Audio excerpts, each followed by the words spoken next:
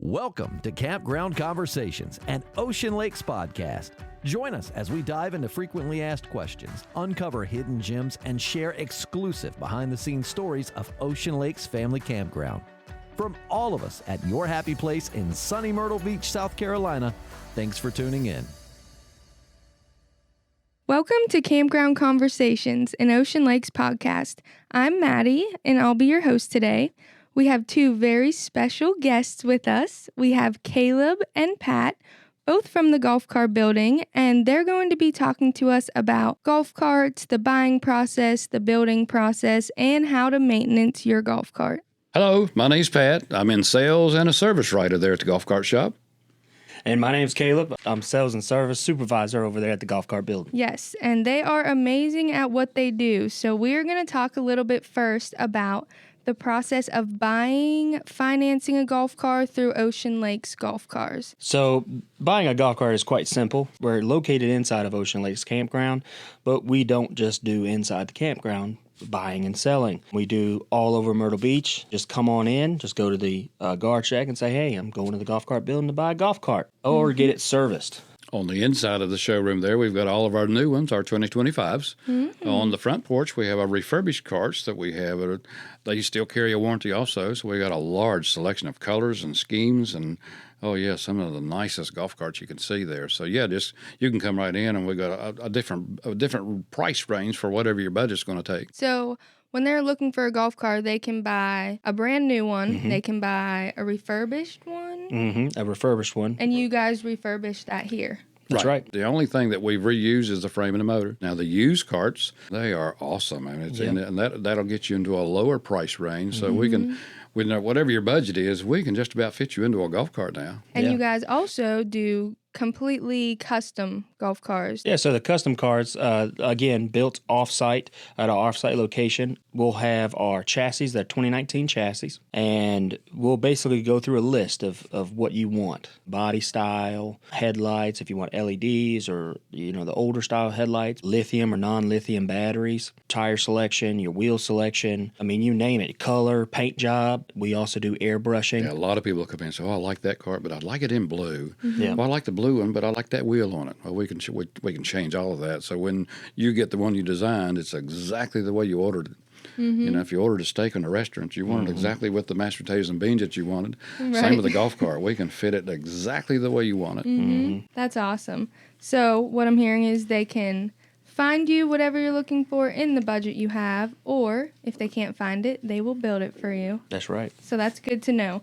And after somebody buys a golf cart, it is very important to keep up with it. Oh, the maintenance on it. Yes. Yeah. You want your investment to last a long time. So let's talk a little bit about charging the batteries, battery life, the difference between lithium batteries and the older batteries. Yeah, so flood acid batteries, that's the most common battery out there right now. Between a 36 volt or a 48 volt, depending on what you have, they work relatively the same. You always want to make sure it has water in it. I like to be a safe guy, and I'll do once a week. I'll check those water in the batteries, and I'll fill them up. In the battery, if you look down in the well in the batteries, once you pop the cap off, there's a little neck that goes down, probably, maybe an inch or two? About an inch, And that water needs to be right at that level, because once it does that, it'll prevent it from overflowing. Of course, what happens when you charge a flood acid battery, it's going to create acid. And the water boils. Right, and water boils. So once that happens, a lot of people, they'll come in and be like, oh, my cart, it's leaking acid. And yeah, and we're like, it's not really leaking acid. How far did you fill up that water? It might be just boiling over. It might just be condensation from heating up your battery from charging it. A lot of people don't understand that when you charge your battery gets warmer because the water boils, especially when the ambient temperature is warm in the summer. The cool temperature on the outside, the warm battery, it's going to condensate moisture on your battery. Right. I had a house that I swore I wasn't never going to charge my battery at home because I didn't want those little brown spots on my concrete. So I never charged it there. Still got the brown spots. So I asked our head mechanic, what's going on with my golf cart? It's leaking. No, it's not leaking. That's the condensation on the battery from where you're charging it. Here, when you get it home, the battery's still warm. Condensates moisture on the battery and it drips down, and that's got a little bit of acid content where the air from where the water did boil gets out on the battery. So now, if you're curious, and a lot of people don't know, what's the difference do I have a 36-volt battery or do I have a 48-volt battery? That's a good question. Easy way to check is when you check the water in your battery, you'll pop the caps off. Do you have 4 caps on the top that you put water in, or do you have 3? If you've only got 3 caps on your battery, then you've got a 36-volt cart. I'm gonna throw a wrench in there real quick, because if you have 6 caps on top of your battery and you only have 4 batteries, you have a 12-volt battery in that car, Right. which still equals out to 48 volt. Yeah. So sometimes you'll have less batteries, but it's just a bigger battery that you have. If you failed math in grade school, you might need a refresher. You might need it for the golf cart. So speaking of making sure there's water in the battery, it sounds like that can be dangerous if there's not enough water or too much. Well, too much it's just going to ruin whatever you got it on, right? Because that water is going to overboil and it's going to get on your concrete. No water at all, it's actually going to damage that battery. If you leave that battery dry enough, one of 2 things will happen. It'll destroy the cells in them, and that's a fact, and you'll lose life on that battery. Or sometimes it might get so overheated that it might blow. Yeah, when it's charging with no water, those plates have nowhere for the dispensation to go to. So they're going to arc off of each other in there. So, yeah, you'd be shocked at how many carts come into the shop and they're bone dry. Yep. How many customers will have water? Well, yeah. Did I have to put water in it? Right. And it's the easiest thing in the world because we literally provide water for you. So if you come to the golf cart building, you can ask for help, or if you just, hey, I want to do it myself, no problem. We have it's like a gas pump. And all it is a water filler for your batteries. Okay. It'll actually stop on a dime to where your water level needs to be inside of that battery. Wow, I didn't know that. Is it normal tap water? I suppose not. No, it needs to be distilled water. Okay. Or highly filtered water. But we use distilled water, and it just helps the battery, for Keeps the long run. all the minerals and contaminants out. Right. So the battery's going to have pure water in it when it's charging. Okay, great. Now that we covered batteries, let's talk a little bit about tires and tire maintenance. So certain tires, they have a 30-pound rate, which most of golf cart tires nowadays is 30 pounds. As long as it's 30 pounds, you're golden. I like to do anywhere from 25 to 30 pounds. That's And the biggest thing me. about down here is most tires will dry rot before they wear out. Yeah, that's right. You're just in the heat. We're down south. Right. We find a lot of dry rotted tires before we see them wore out.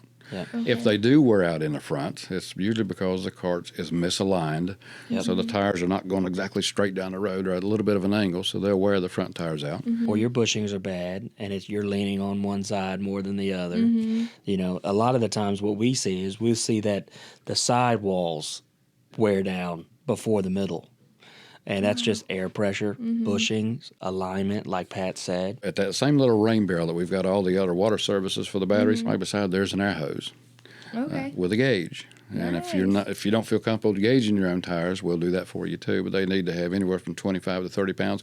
Too much air, you're going to wear the middle out. So the middle of your tire is going to get bald. Yeah. Don't have enough air in there, then the sidewalls will start wearing down. So you can just about look at a tire and tell, hey, your air pressure is not right. Well, how do you know? Yeah, and that service is free. Yeah. Right. It's free to everyone to use. Take advantage Take of that. advantage of it. Anytime you're in here. And we know, like, a lot of people that come in, a lot of people that we service, they're on vacation. We totally understand that. And if you don't feel like doing it, give us a call. We'll do it. Right. Well, yeah, I mean, you're just down here for a week or 2 weeks. You don't want to spend the time working on something. That's right. That's very true. So if you want to save your money and your sanity, be very detailed about maintenance for your tires and your batteries. Pay attention. That's another thing with us, man. I mean, one thing we don't do, and I commend, because it's kind of like when you go in a mechanic shop and you go in and they're like, hey, you need A, B, C, D, E, F. Oh, that just happened to me. Right? And they're like, and then you're like, yeah, but I only came in For an oil change. For an oil change. Why do I need an air filter? Why do I need this? Why do I need tires? Leave my tires alone. Right. So when you come in, make sure you tell us that I need A, B, C, D, E, F, G checked, because that's what's wrong with it. And that's what we're going to check. Now, if we notice something, we'll immediately tell you, hey, this is what we noticed. We'll say it's not really necessary at this moment. You can wait. You can hold off, or it's immediate. Don't hesitate. Just bring it up there. We're not going to sit there and try to get all your money. We're not going to nickel and dime you. Right. The only time we'll let you know, and we'll be honest about it, and we're not going to hide anything from you. That's one thing I love about us down there. I mean, We don't try to just, let's upsell this customer. Yeah. You know? Well, that's, we not understand. about that. I was a camper before I lived here, so I knew what it was like. Your golf cart's your baby. That's Your right. golf cart is your mode of transportation in here. So you want to stay on top of it. And that's basically what we do. We can take care of it from bumper to bumper on it. I love that. So we talked a little bit about maintenance. Let's talk about the brand. What is the difference between Club Car versus some of these other golf car brands that we see? Well, the biggest standout we have with our club cart is, remember, we're at the beach, so we've got a lot of salt air, and salt will rust most metal parts. The club car has an aluminum chassis. And I want to touch on a lot of people that, especially after we have a rain down here, they want to drive through all the puddles. And they don't realize that's not a fresh water from rain. That is actually a lot of salt in that little puddle that you're splashing through. So you're splashing salt water all up under your cart. And there's a lot of electronics under the cart, from the motor to the pedal assembly. The aluminum chassis helps keep the cart from rusting. And we've had some carts come in that was not a club car, that the frame was rusted. Almost into or into. Yeah, I've had to tell a that's customer, scary. she lived in here. She owns a house in here, and her golf cart, her daughter was driving it, and she wanted us to put tires on it. So I said, okay. So we jacked it up, and then all of a sudden we seen her frame. It's split in two. Our mechanic was like, hey, I don't feel comfortable putting brand new tires on this car or even allowing them to drive off in it. It had just been rusted, so it's just something that's to think about with a club car that we service. It's pretty safe here for the salt air. Yeah, and not just service it. I mean, Club Car for us, we're a black and gold elite dealer, and what we do is we send all of our mechanics to school, and it's called Black and Gold University. And we send them to school so that way they're trained on a club car from top to bottom. They can build one, they can disassemble one, and they can put it right back together. Awesome. You know, they can diagnose one. I mean, the simplest to the most extreme.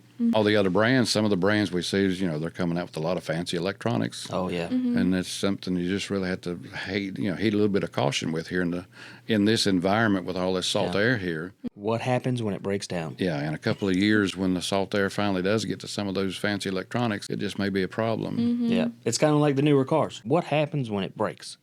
How much is it going to cost for you to fix it? A lot. And I know we have a unique situation being at the beach because the salt air does seem to corrode absolutely Everything. everything and anything it can get its hands on. I'm an old guy too, so I had to carry an oil can to keep my joints from squeaking too. Oh my gosh.